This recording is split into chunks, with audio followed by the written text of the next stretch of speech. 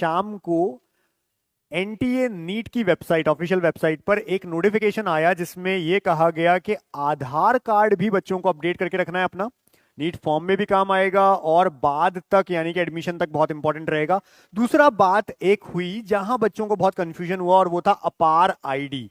ये अपार आईडी क्या है, किसे यूज करनी है, कैसे बनानी है, मतलब बहुत सारी चीजें जो बच्चों को दिमाग में चलता रहा। अब बात, कई जगह वीडियो भी बनने शुरू हुए हैं, लेकिन ये नहीं पता है लोगों को कि ड्रॉपर्स के लिए अपार आईडी में क्या करना है। बहुत सारा बच्चा ड्रॉपर है जिसने नीट की प्रिपरेशन कर रहा है और बहुत पहले ही ये कह सकते हैं 12th कंप्लीट की, लास्ट ईयर है उससे पहले। और कई बच्चे ऐसे भी हैं जो 12th में ही अपीयरिंग है इस समय। तो सबके लिए क्या डिफरेंस रहेगा अपार आईडी में, वो बात कर लेते हैं। सबसे पहले तो आपको ये क्लियर रहे कि क्या आप में से किसी की डिजी लॉकर पर आईडी है या नहीं है। पहली चीज बहुत क्लियर रखिएगा, अगर डिजी लॉकर आईडी नहीं है तो पहले आपको वो बनानी पड़ेगी, और अगर डिजी लॉकर पर आपकी आईडी है तो उसी आईडी को लॉगिन करिए, वहीं से सीधा अपार की आईडी बन जाएगी। बहुत सिंपल प्रोसेस है, इजी प्रोसेस है। ऑनलाइन होगा, ऑफलाइन कहीं नहीं जाना है आपको। करना क्या है वो समझ लीजिए। सबसे पहले अपार आईडी बनाने के लिए आपको गूगल पे जाना है, ठीक है। ये तो हमारा एनटीए नीट की वेबसाइट है, यहां पर अपडेटिंग आधार ये एक ऐसा लिखा हुआ है। मैं आपको इसलिए दिखा रहा हूं क्योंकि आपको ध्यान रहे कहां से ये बात आई। तो अपडेटिंग आधार डिटेल्स, ये ऐसा क्लिक करेंगे इस पे तो एक नोटिफिकेशन आएगा पूरा। इस नोटिफिकेशन में लिखा है अपार आईडी, ठीक है। यहां पर लिखा है अपार आईडी की जरूरत है, तो इसको पूरा पढ़िएगा। उस पर हमने वीडियो, आधार कार्ड वगैरह सब पे अलग से हमारे कॉलेज काका चैनल पे भी बनाया है। यहां पर आप डिजी लॉकर में जाएंगे, गूगल पे सर्च करेंगे डिजी लॉकर, ठीक है। डिजी लॉकर लिखते ही आपके सामने आएगा इस तरह का। यहां पर डिजी लॉकर में आपको ये प्रॉपर digillocker.gov.in नाम की एक वेबसाइट है, इस पर क्लिक करिए। क्लिक करने के बाद में आपको क्या करना है, आपको आगे बढ़ना है। अगर आपकी आईडी पहले से बनी हुई है तो साइन इन पर जाइए, ये डिजी लॉकर की बात चल रही है। और अगर आपकी आईडी अब तक नहीं बनी है, डिजी लॉकर पे आपकी आईडी नहीं है, तो आप साइन अप पर जाएंगे। दो में से एक चीज, साइन अप या साइन इन, डिपेंड्स ऑन आपकी आईडी बनी हुई है या नहीं है। सपोज कोई बच्चा है जिसकी आईडी अब तक बनी हुई नहीं है, वो साइन अप पे क्लिक करेगा। साइन अप पे क्लिक करते करते ही इस तरह की चीजें आएंगी जो बहुत सिंपल बेसिक डिटेल्स हैं आपकी। क्या क्या है थोड़ा सा देख लेते हैं और समझ लेते हैं। बहुत इजी प्रोसेस है। सबसे पहले आपका फुल नेम, लेकिन नेम सही लिखना भैया, इसमें गलती मत कर देना, क्योंकि जो नाम है आधार कार्ड पर, 10th की मार्कशीट पर सब कुछ सेम रहना चाहिए, और यहां भी वही सेम रखिए। अगर गड़बड़ है तो पहले अपने आधार कार्ड को सही करवा लीजिए, अपडेट करवा लो एग्जैक्ट 10th मार्कशीट जैसा, जो आपके आगे भी चलेगा सेम। अब फुल नेम हमने लिख दिया, डेट ऑफ बर्थ लिख दी, और जेंडर अपना भर दिया जो भी है। मोबाइल नंबर आपका, जो भी मोबाइल नंबर एक्टिव रहेगा वही आप डालेंगे। ऐसा नहीं कि अभी 2 महीने बाद बंद हो जाए। सेम मोबाइल नंबर रखिए, चाहे डिफरेंट भी है चलेगा, फादर का चलेगा, मदर का चलेगा, आपका चलेगा, किसी का भी चलेगा, लेकिन वो प्रॉपर उस पे ओटीपी आएगा और वो आगे भी बना रहे, चेंज ना हो नंबर या बंद ना हो नंबर। मोबाइल नंबर डालेंगे। इसके बाद ईमेल आईडी अपनी डालनी है। ईमेल आईडी पे स्टार मार्क नहीं है तो इसका मतलब है अगर नहीं भी डालोगे चलेगा, बट स्टिल आप डालना। और 6 डिजिट का सिक्योरिटी पिन आपको बनाना है। अब ये जरूरी नहीं है उसमें कोई कैपिटल अल्फाबेट हो, स्मॉल हो, है ना। अल्फाबेट जो है वो कैपिटल, स्मॉल या कोई स्पेशल कैरेक्टर, ऐसी कोई जरूरत नहीं है। 6 डिजिट का कोई भी हो सकता है, नंबर भी हो सकते हैं, पर अपने पास लिख लो, आगे डिजी लॉकर में काम आएगा ये हमेशा। तो आपने बना लिया, सबमिट कर दिया, ये सारा प्रोसेस है डिजी लॉकर आईडी बनाने के लिए। जैसे ही हमने ऐसा किया, डिजी लॉकर की आईडी बन गई है। अब हम आ गए हैं साइन इन करने। अब 2 तरह के बच्चे हैं, जिन्होंने अभी अभी आईडी बनाई उसे भी साइन इन करना है, जो डायरेक्टली आया था वो साइन इन करके यहीं पर पहुंचा था। साइन इन करने के 3 तरीके, आप मोबाइल नंबर से भी साइन इन कर सकते हैं, यूजर नेम से कर सकते हैं, आधार से कर सकते हैं। आप मोबाइल से करें, बहुत इजी है। आपने अपना मोबाइल नंबर लिखा, नेक्स्ट डाला, ओटीपी आएगा आपके फोन में, उस ओटीपी को आप यहां पे भरेंगे और उसके बाद में साइन इन कर देंगे। बहुत इजी है। अब जैसे ही हमने ऐसा किया तो वेरीफाई ओटीपी का आ रहा है, ओटीपी आपने वेरीफाई कर दिया, सबमिट कर दिया, सब कुछ डन हो गया है, ठीक है। अब हमने जैसे ही किया, इसमें पहले स्टेप जो था उसमें हमने वही लॉगिन करने के लिए अपनी 6 डिजिट की जो पिन था वो डाला था। फिर जैसे ही हमारे पास में ओटीपी आ गया, वो ओटीपी फिल कर दिया था, सबमिट कर दिया हमने। सबमिट करने के बाद में हमारी ये डिजी लॉकर पे सब चीजें लिखी हुई आ जाती हैं। मतलब हमारे पास आज तक क्या क्या है, हमारी कौन कौन से डॉक्यूमेंट हमको इश्यू हो रखे हैं, सारी चीजें लिखी रहती हैं। आप जाइए सर्च पर, होम पे जाइए, इसके सर्च वाली जो जगह है वहां पर, या सीधा सर्च पे भी जा सकते हैं। तो होम पर जाकर के आपको क्या मिलेगा, यहां पर सर्च का ऑप्शन होगा। सर्च में लिखिए अपार, APAAR, अपार लिखिए। अब ये साइन इन होने के बाद ही चल रहा है, चाहे अभी अभी आईडी बनाई, पहले से बना रखी थी, साइन इन करना है, सर्च पे जाना है, अपार लिखना है। अपार पे जैसे ही पहुंच जाएंगे, क्लिक करिए आप, क्लिक करके आगे बढ़िए।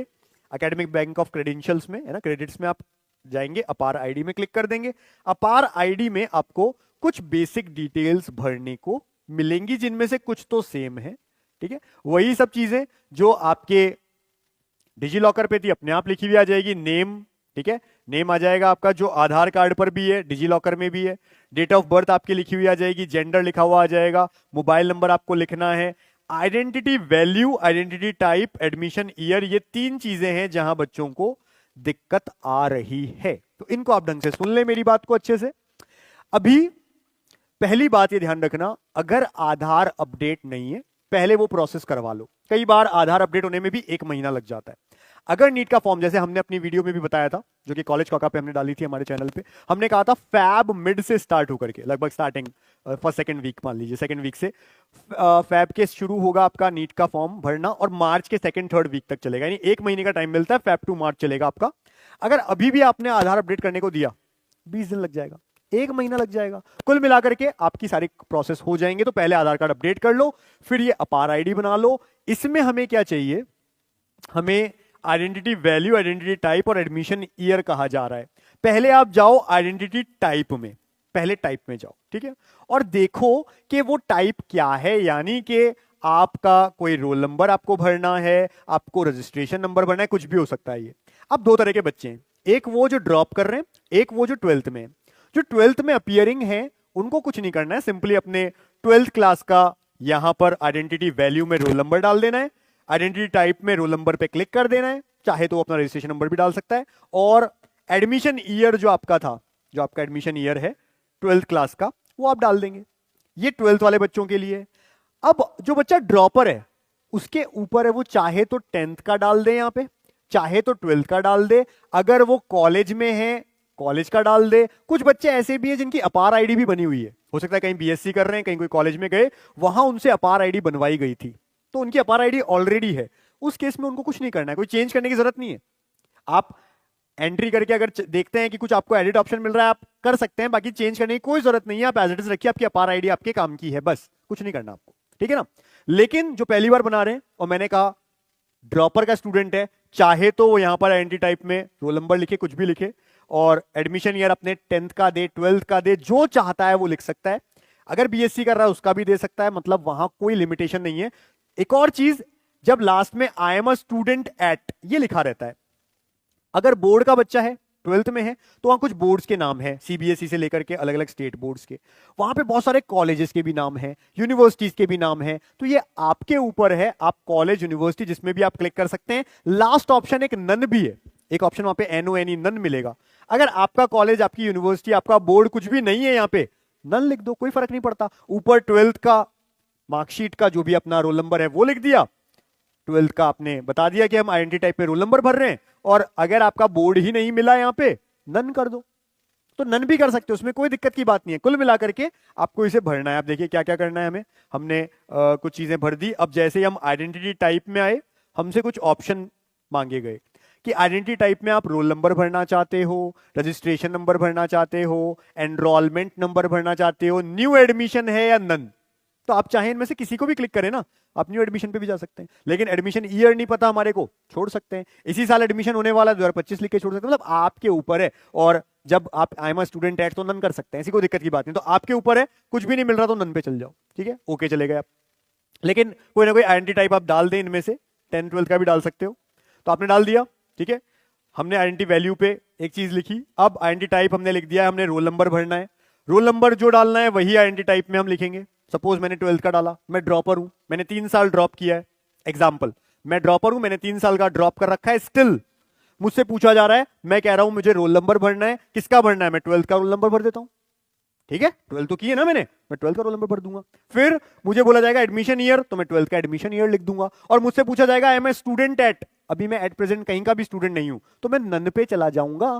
और अगर मैं कहीं से बीएससी कर रहा हूं, कोई कोर्स कर रहा हूं, तो मैं वहां का लिख दूंगा। मतलब घबराने की बात नहीं है, बहुत टिपिकल प्रोसेस नहीं है, बहुत इजी सी चीज है, उसको इजी लो।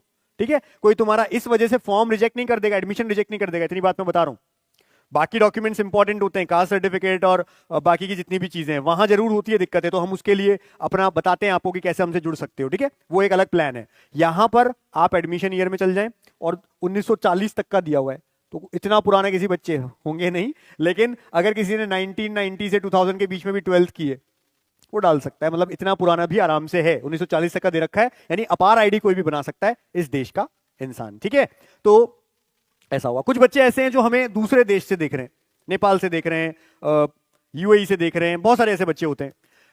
आपको भी अगर अपार आईडी बनानी है ऑनलाइन ही बनेगी, लेकिन मोबाइल नंबर ध्यान रखिएगा, अगर +91 का ऑप्शन नहीं आता है, ओटीपी नहीं आएगा, तो फिर आप यहीं का किसी का अपने रिश्तेदार का नंबर दे सकते हैं। ठीक है, तो ऐसा कर लेंगे। हमने कोई भी जो भी एडमिशन ईयर है हमारा डाल दिया, सब चीजें ओके करके हमने लास्ट में हमसे पूछा गया कि एडमिशन ईयर क्या है, I am a student at. I am a student at में देखिए बहुत सारे नाम लिखा हुआ है, board of secondary education Telangana, IPS academy, Keladi, Rajiv Gandhi, यहां सारे नाम आएंगे। ठीक है, ए से शुरू होकर के देखो, ए से इतने सारे नाम तो ए पे ही हैं।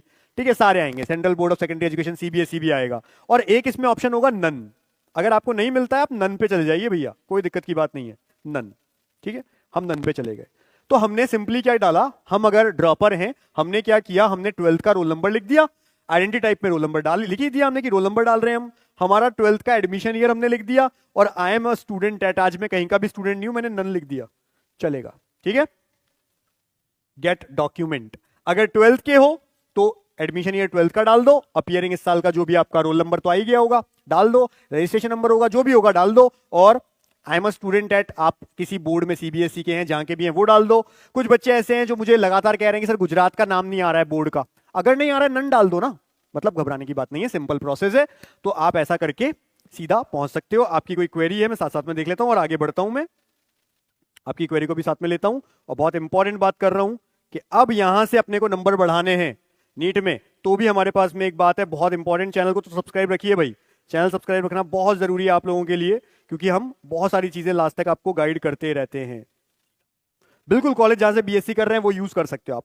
ठीक है, मैंने क्लियर बोल दिया, बिल्कुल यूज कर सकते हो, डोंट वरी।